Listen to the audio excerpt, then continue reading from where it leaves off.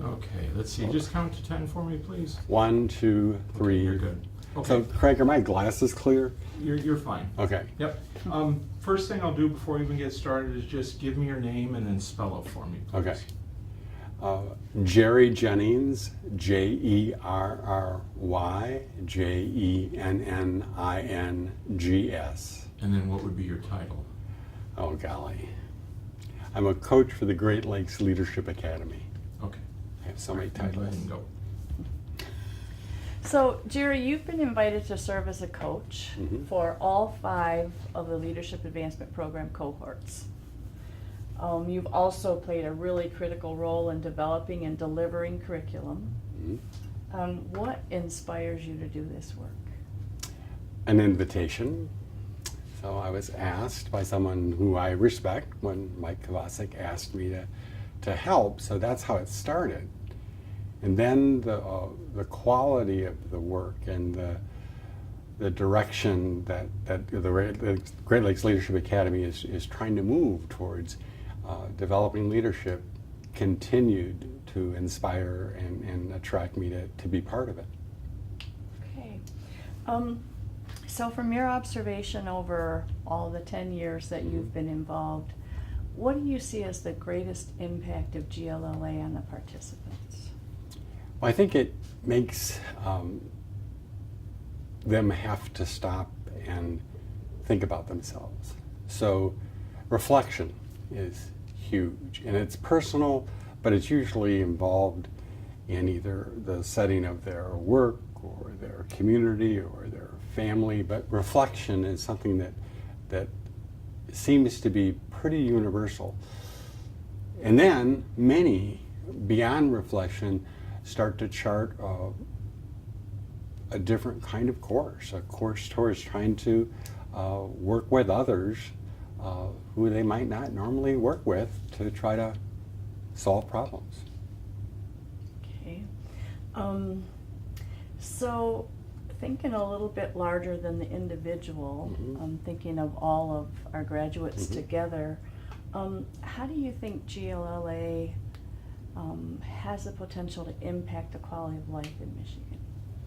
Well, I think it's probably one of the most dramatic ways to actually have an impact on the state or the region or the country or the globe, in that you really can only have transformative change if individuals show up authentically in different ways. And so because the Great Lakes Leadership Academy helps individuals learn about themselves with others, and learn about the struggles and the realities of what it takes to work with others, it's an absolutely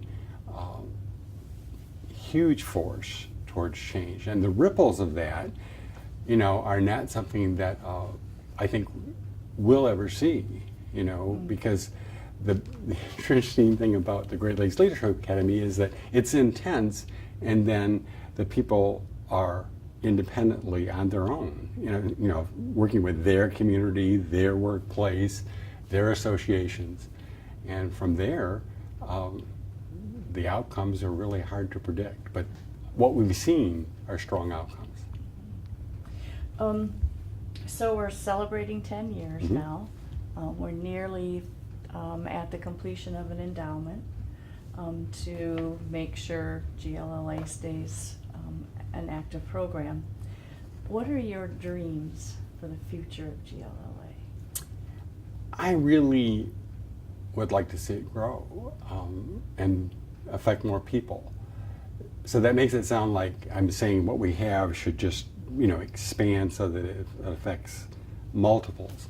I also hope that what we have as far as our approach to helping leaders develop gets refined. I believe in continuous improvement. So I think the program will continue and needs to continue to grow and adapt and evolve.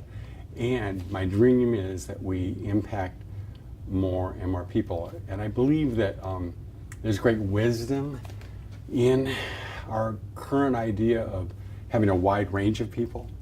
the range of ages, the ranges of professional focus. I think all of that is extremely wise, because diversity is something that I would hope to take into the future, that we would continue to strive to bring people together who would not normally be together for 18 months, and help them to move into the future.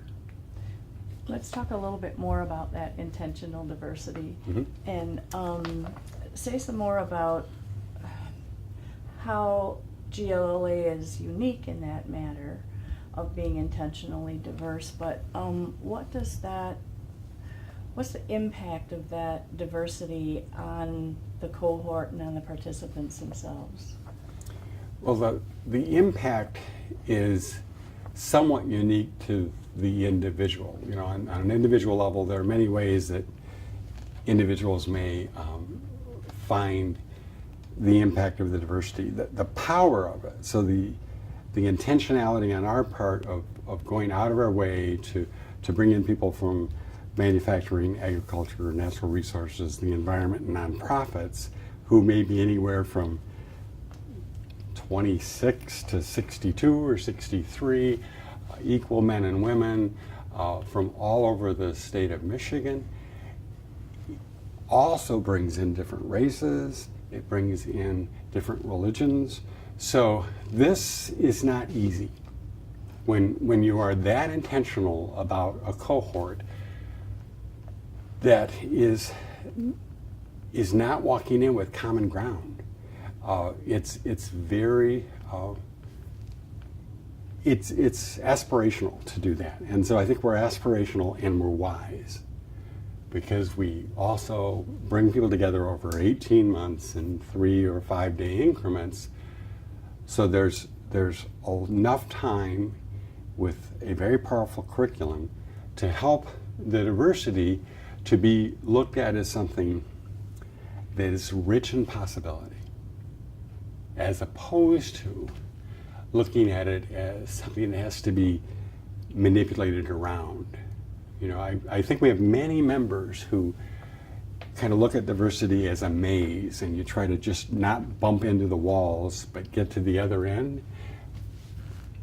After 18 months, I don't think people look at it like that. I don't think any of our members end up looking at it like that. They look at it more like, this is real. And my ability as a leader is enhanced every time I'm more able to move into differences with an open heart and an open mind and a desire to listen and hope for the same in return, so that the outcome from that is the possibility of new thinking. And it's pretty powerful stuff. And you've done some work and some writing about interdependent thinking. How has GLLA inspired that work, or how have you seen independent thinking as an important component of GLLA? Well, it was kind of just remarkable that I was asked to be part of an educational book that was looking at the power of the social brain, and I was asked to write a chapter, and so I chose to write about the Great Lakes Leadership Academy because I couldn't think of a better example. At that time, I was very steep in working with superintendents in the districts across the state and educators across the state. Yet my best example of interdependent thinking together. Dependent means you need each other. Okay, interdependent thinking. My best example was GLLA, and so the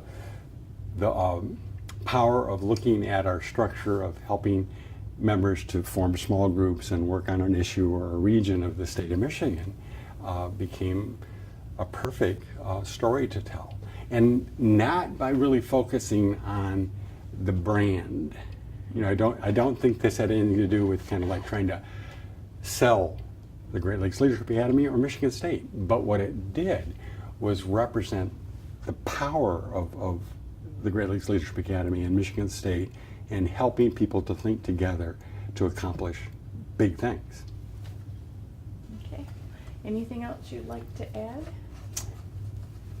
In general, I think I feel great gratitude and appreciation for the opportunity to be part of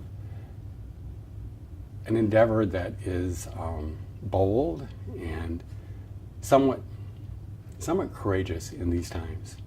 You know, I think that I really believe that society is eager to see that people can actually work together. And I think that there aren't many examples. And so the Great Lakes Leadership Academy is an example. And with it comes the kind of reality that this doesn't happen just because people have good intentions. It does take investing in people over time. And it takes a curriculum that pulls people into themselves so they know themselves, and then helps people to know themselves with others, and then helps people to look to the future and see where together things can be accomplished. So those first two pieces of knowing yourself and knowing yourself with others is what has the potential to take and tip Michigan or tip the country into more true co-creation, more true interdependence. I think that the Great Lakes Leadership Academy quickly loses the traditional labels of difference. It's harder to move through some other differences of race or culture, yet those we find can actually be embraced. And even though it may not be easy, it's worth doing. And so these steps make a big difference towards the kind of potential of people working together. So I think we're on to something. I think we need to expand, and I think we need to keep getting better at this, because it's something that I think that the state and the world craves. Thanks, Jerry. I think we're good.